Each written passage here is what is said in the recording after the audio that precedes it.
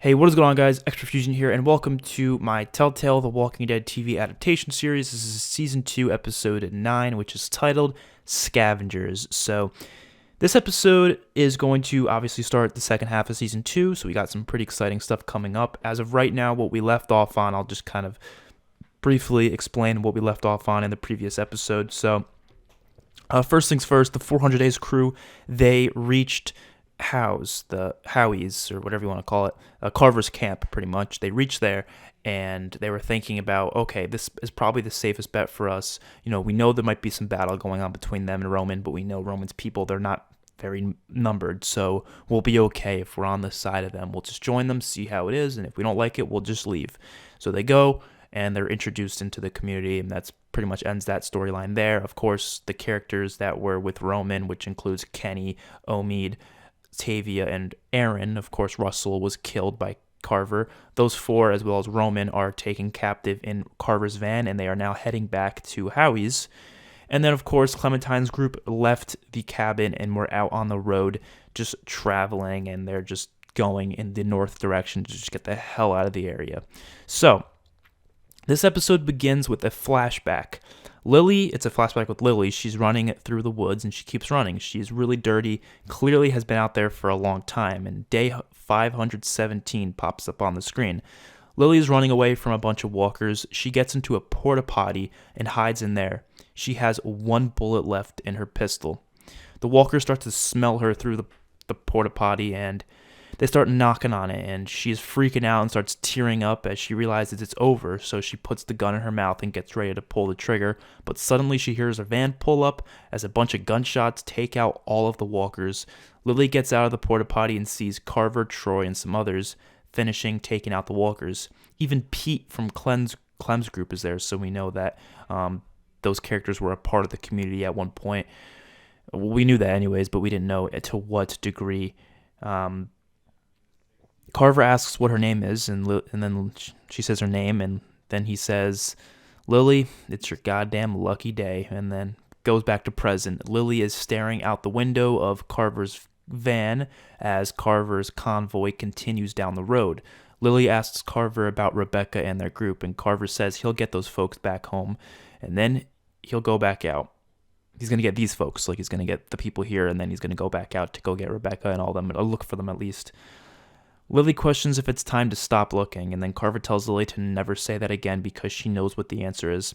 Back at Howie's, a man named Enrique introduces himself to Vince, Shell, Becca, Wyatt, and Bonnie. He says he isn't the leader, but he's more of an overseer when the boss isn't around. He says the leader's name is William Carver.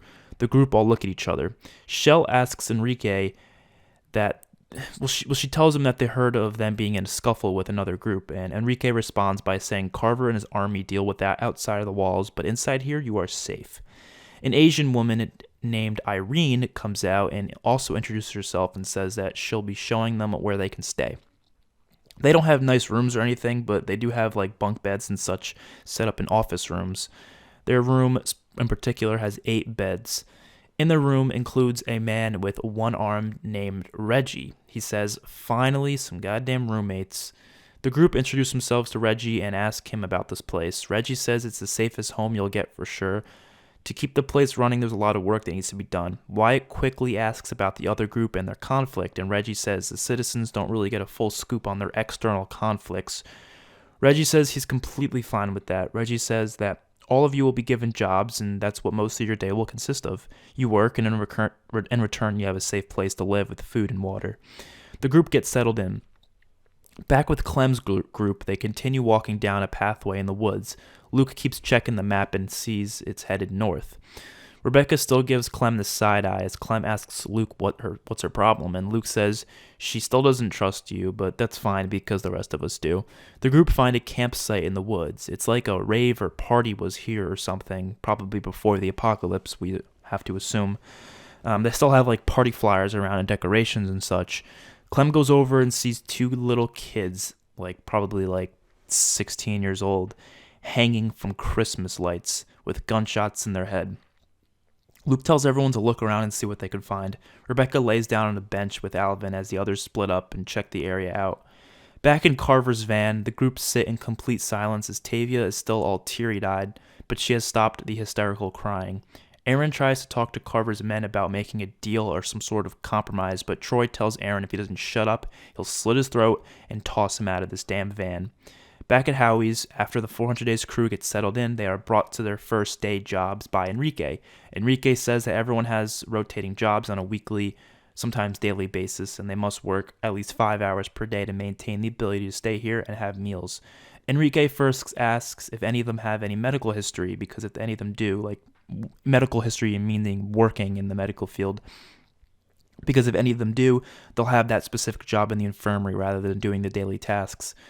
Bonnie raises her hand and tells him about her studying to be a nurse, and Enrique says that'll do, as he has a woman named Ella bring Bonnie to the infirmary. Enrique says, let's get the rest of you some positions. Music starts playing while the group gets settled in it through their daily jobs. Vince and Shell work in the greenhouse garden with Reggie. Vince is kind of embarrassed to be doing a job like that, but he does it anyways. Wyatt is brought to an armory to help store ammunition and weapons. Becca goes into the kitchen with a couple of older folks to cook meals. She says she's already a pretty good cook, so she can probably do this. Everyone is actually having a good time with their jobs, except for Wyatt. He's the only one just not really happy about it, but he still gets his work done. Wyatt walks by a door where two men are guarding it with guns, but he doesn't think much of it. The music stops, and a boy about the same age as Becca, named Dave, goes to help Becca with her cooking. And they're both about 15 years old. Becca thanks Dave for the help as they introduce each other. Dave says that he's gonna love it here. They're trying to grow something big, and he warns her that Carver will be a hard ass, but Dave says you rarely see him anyways, and he only does it because he truly cares about his people. Dave says also the beds are kind of uncomfortable, but you'll get used to it. Becca asks how many people are here exactly, and Dave says last time they kept count was about a month ago, so he doesn't really know exactly. Many people have come and gone since then, but he says it's probably around 40 or 50 though. Everyone goes on break for a big meal with turkey, eggs, potatoes, all sorts of amazing food for a big dinner in the dining hall. The 400 Days crew all sit together as Enrique makes a speech about their new guests and welcomes them. Dave smiles over at Becca. Becca smiles back. Back at Clem's group, they continue checking out the rave area in the middle of the woods. Clem, Luke, Pete, and Nick check out a party bus, then check out this cabin, which is like a full-out party cabin. Rebecca talks to Alvin. Alvin asks how she's doing, and Rebecca says she doesn't know. Alvin says no matter what happens, this baby is ours, not his. Alvin kisses her stomach. Sarah is shaking as Carlos calms her down. Sarah says she's not scared, she's just cold. Sarah then asks Carlos why he doesn't want Clementine to talk to her.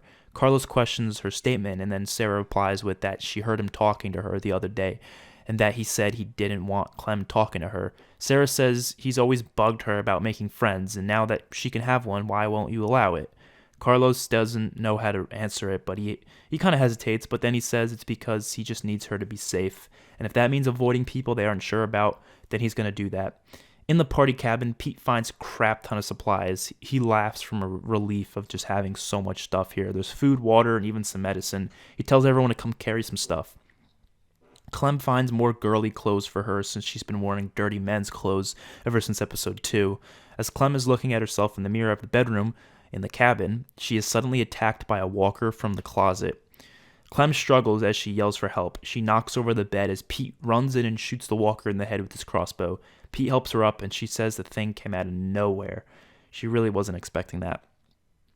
Back at Carver's convoy, Carver stops his van, as does the two trucks behind him when they come across a roadblock of cars. Carver gets out and opens the van. He tells the others to stay put as he pulls out his revolver to Roman and throws Roman out of the van. He asks Roman if that roadblock was his to try and stop them from getting to their base. Roman says he doesn't know in a sarcastic way. Carver pistol whips him. Lily asks why it matters, and Carver says he just wants to make sure there aren't any other people lurking around here as he gets back to help move the cars with the others. Troy throws Roman back into the van. Back at Carver's camp, which I'm calling it Howie's. Sometimes I call it Howe's on accident. I think it's pronounced Howie's, but It doesn't really matter. You get the idea. Vince, it's now nighttime, by the way. Vince and Shell relax on a couch near a fire outside, like a little porch area. They talk about possible future they can have here. Shell says she's pretty positive about it. Vince says he's got to see about this Carver guy first. If it looks bad, they need to make sure they have a way out. And Shell says they'll figure it out. They always do. Shell then starts to cuddle up to Vince as he willingly accepts the cuddling. Shell then looks up to Vince and starts kissing him. They continue kissing on the couch as Shell starts to take off her shirt. Vince says, "Whoa, not here." Shell laughs and says sorry as they go hurrying into a custodian closet and lock the door, and they have some sexy time. Wyatt and Bonnie are cuddling up in bed together as well as Bonnie asks him about him and Tavia. She says she had to ask him at some point. Wyatt seems to not want to talk about it. He does tell Bonnie about the guarded door he saw. Bonnie says that she doesn't want to hear his negativity about this place. Wyatt gets kind of pissed off as he rushes up and says he needs some air. He sneaks into the armory and looks through the melee weapons. He finds an axe and sneaks outside the walls through the back and goes to the nearby woods. He comes across a pack of walkers and takes them out one by one, taking all his anger out. He thinks about his memories with Eddie and Tavia, and even flashes of his parents come up. He takes on like a good 15 walkers by himself. Becca is playing Atari video games over Dave's room. Becca asks how he got a room all to himself, as Dave says he was one of the first people to be a part of this place, so he just got dibs on the better room. Dave tells Becca about his past. He says he was from New York City and his parents were traveling south to find somewhere warmer during the first winter of the outbreak. He said they didn't make it. It was just them three for a while, and he saw them get eaten alive right in front of him. But he made it here and was welcomed in. Bonnie uses a pipe to smoke meth. Reggie ends up catching her, and she tries to hide it as Reggie says it's cool, and he isn't really a tattletale, so he won't say anything. Bonnie says she just can't seem to function without it. She's tried to stop. She knows she shouldn't use it, but she just can't stop. Reggie says, what if she just got rid of it? She'd have to stop. Bonnie says she couldn't do that. She is noticeably upset about something. Bonnie is noticeably upset about something. Vince and Shell get done with the sexy time as they leave the closet. They hear a van and trucks approaching the gates as the guards let the two trucks in through the front, but Carver takes the van to the separate entrance out back. Troy and some of Carver's men take the prisoners and bring them down a staircase into the basement of Howie's. There's a whole basement location that our main characters have not gone to, or the Forge Days crew have not gone to. Lily and Carver head into the main building after closing the door to the downstairs and locking it up. The prisoners are brought through the basements, which includes mainly storage area, but it's been turned into prison cells, torture chambers, and workstations for building and manufacturing. It's connected to the factory beside the construction store of Howie's. It's a place the main citizens are not allowed to go to. The four are brought to cell together as Roman is brought to his own room. Wyatt returns to the community with his bloody axe as he sees the factory portion of the compound. He finds a way back in, hopping the fence. In the cell, Kenny says they gotta do something about this as they see about 4 other prisoners in the same location. Kenny takes a good look at these prisoners and he notices one of them. They look a little bit familiar, and that person is Molly. Just Molly, though. Jordan's not with her, so yes, Molly is a prisoner in this community. That's how the episode ends. Hopefully you guys enjoyed. Let me know what you think. Are you excited for the more episodes? Of course, I'm excited to write some more. Next episode is going to focus on 2 specific storylines. Clementine's group, it's going to be mainly focused on Clem's group and a lot of things that happen with them on the road, as well as specifically Carver. So we're going to see a lot of Carver next episode and what's going on with him, and a little bit of a side story that's going to happen with him. So hopefully you guys enjoyed. I'll see you guys in the next one. Peace out.